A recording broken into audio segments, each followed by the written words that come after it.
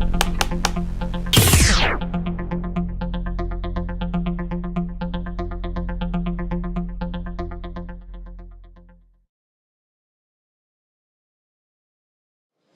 welcome to SMSPASSCODE TV. We are in Earth Court in London at the major European security event, InfoSecurity. SMSPASSCODE is of course present here, meeting up with all our partners, meeting some of our customers, engaging into the real world actually. So welcome to SMSPASSCODE in InfoSecurity London. Hello and welcome to SMSPASSCODE TV. Mark Robinson from GlobalLink. Thanks Mark for dropping by and taking your time to do this interview. Could you please give us a brief introduction to what GlobalLink does and who you are, kind of story? Sure, David. My name is Mark Robinson, and the company is GlobalLink. Now, what do? 95% of what we're doing is in the IT security space. We go out and we actually try and find some interesting solutions that we think are actually closing that gap on the attack vectors. We don't deal with some of the large guys like the Ciscos, the Junipers, etc. Because those large guys, what they're actually all about is they've lost that way to innovate and they have to buy innovation. So what we've done is try and find innovators that come in at a price point and that actually can give a lot more to the customer in terms of security. And you find SMSPASSCODE to be one of those kind of vendors who fits into those criteria, I guess? Absolutely. I mean, we did a lot of research and we looked around the whole two-factor authentication. We didn't have a two-factor authentication in our portfolio, and SMSPASSCODE really came up trumps. A couple of things of interest. You know, the way that they can do the geolocation. That's a nice thing. The way that they deliver. It's almost as if it's a very simple solution for the user. The user doesn't have any problems with it. They sign themselves in, they get an SMS, they put it in. Simple. The back end has some real security value in there. And that's what we love about it. It's good for the user, and yet it has some real security elements to it too. So yeah, we really do like SMSPASSCODE.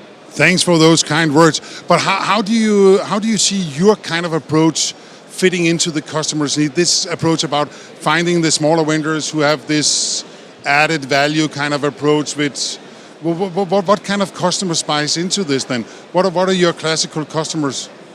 Okay, we've got a whole range of customers, anything from NHS to local government to manufacturing, SMEs, and media. So I mean, it is across a broad spectrum, and what we're really seeing is that this two-factor or multi-factor authentication is now becoming more prevalent. You know, people do now require this. There's a whole bunch of auditors out there that now say, actually, you know, having OWA is fine, but you need to be able to use a multi-factor authentication to be able to push through it. Compliance for PCI also now start to recommend this. We've even seen this with everyday users, with Facebook and Google now having their own sort of thing. And so I think the way this is moving is that people are starting to recognize that there is such a big place for this, because you know, we've been doing it with banks for years, and it used to be just with our monies, and now we're trying to actually do it with what should be, which is all of our data and securing that. I find that as a user, most users have very bad passwords. They do. All right. It's a fact of life. They come into work, they do their job, and they have weak passwords because it makes their life easier. They can still have those weak passwords with SMSPASSCODE. You know, they now have that extra factor, something you have to be able to work with that, and we're certainly seeing the change out there in the market. So you guys at GlobalLink don't have any like particular verticals or size of companies you are working with, so you can actually use your skills and your knowledge and the technologies you find to address any kind of customer. That's what I hear, almost working with public sector, private sector, etc. So is that correct, that GlobalLink covers them all? Yeah, absolutely, yes.